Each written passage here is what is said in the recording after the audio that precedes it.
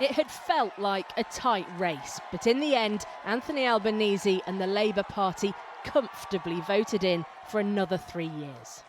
In this time of global uncertainty, Australians have chosen optimism and determination. Australians have chosen to face global challenges the Australian way. Liberal National Coalition leader Peter Dutton not only lost the election, but also lost his seat. It was, in the words of Australians, an absolute thumping. Now, we didn't do well enough during this campaign. That much is obvious tonight, and I accept full responsibility for that. Earlier on, I called the Prime Minister to congratulate him on his success tonight. It's an historic occasion for the Labor Party, and we recognise that.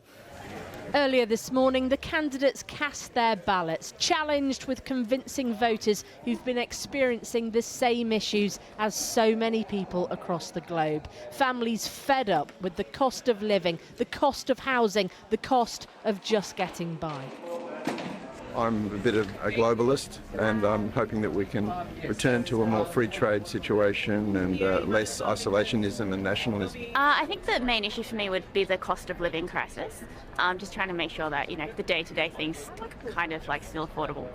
18 million voted. Election day is always held on a Saturday in Australia, and it's compulsory to vote. So it's a day, despite the bitterness of politics, to be somewhat enjoyed. As they say, sun's out.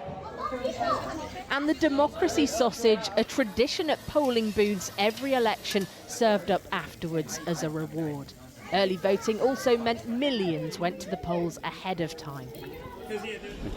Today's outcome wasn't always inevitable. Just a few months ago, Peter Dutton had passed Anthony Albanese in the polls, so many had thought this would be Dutton's election to lose. But that popularity was to fall off a cliff, not long after Donald Trump was inaugurated.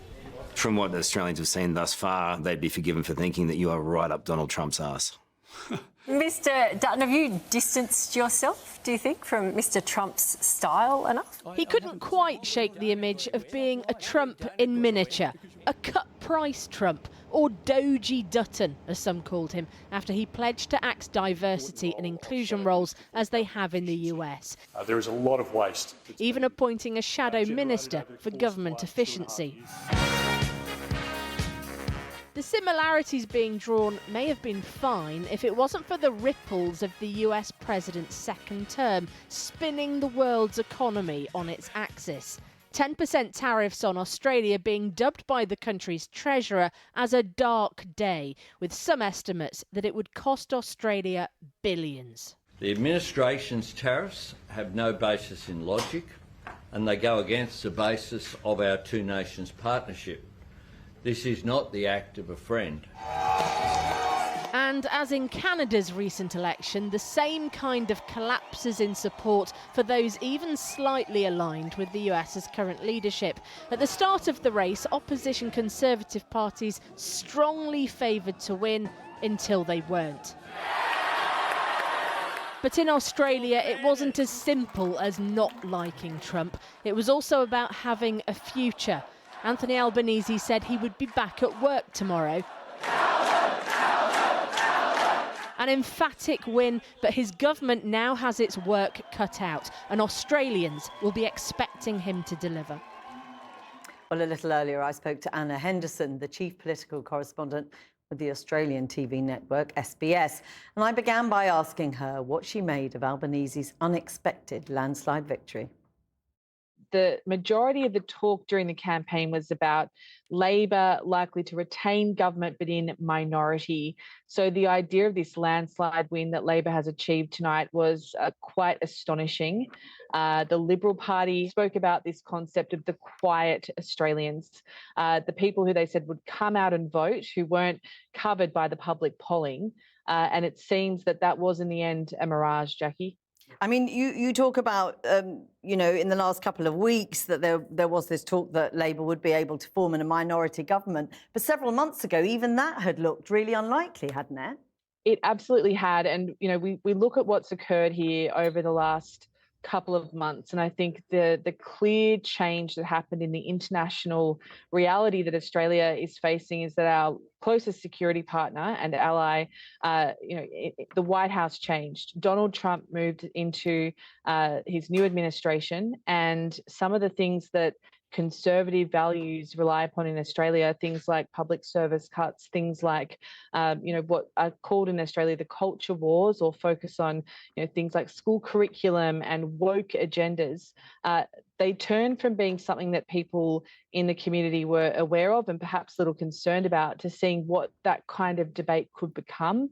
And I think that this election does show that a lot of Australians were quite scared by what they saw unfolding in the United States. And this is a bit of a repudiation of that agenda. I mean, it's interesting, isn't it? Did Anthony Albanese win this, or did Donald Trump?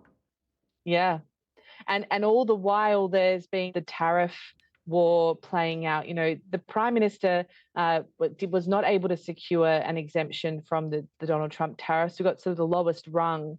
But early on, it was thought maybe this was a real problem for Anthony Albanese because it made him look weak on the world stage. And the Prime Minister had to admit he hadn't been able to get a call with Donald Trump. So were we actually able to secure this alliance? And was Anthony Albanese able to be an effective international diplomat? But in the end, it was actually the Donald Trump effect which has really ruined Peter Dutton's chances. And that opposition opponent, Pete Dutton, was seen as sort of, in a sense, moulding himself on Donald Trump. We saw him in a 60 Minutes interview, the interviewer asking rather rudely, how close was he moulding himself on Donald Trump? Just how close did he want to be to the American president? But that in the end played against him, didn't it?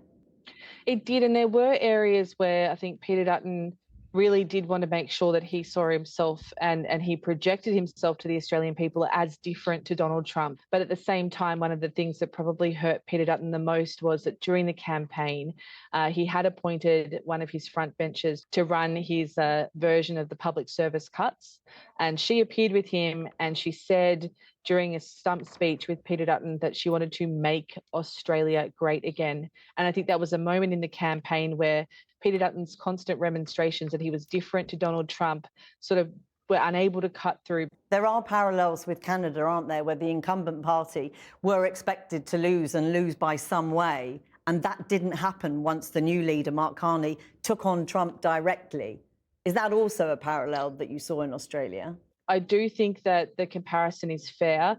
And I think once Anthony Albanese saw what happened in Canada, he was very buoyed by that result, excited about the fact that it looked like the narratives of boot the incumbent out because of cost of living post-pandemic was being replaced by a mood in comparative nations that was more about fearing change that may be unexpected or may bring unintended consequences or have maybe an agenda that wasn't quite clear. And of course, one of the big questions now will be what happens next. What will be the test of Albanese's newfound popularity? How long will it last? Because you talk about cost of living, and that was a real issue for the Australian people, wasn't it? And it remains so. I mean, the economy is looking rosier in Australia at the moment. But when you actually go out and speak to people, even though inflation has moderated and it looks like there could be some interest rate cuts to come this year, people are still doing incredibly tough.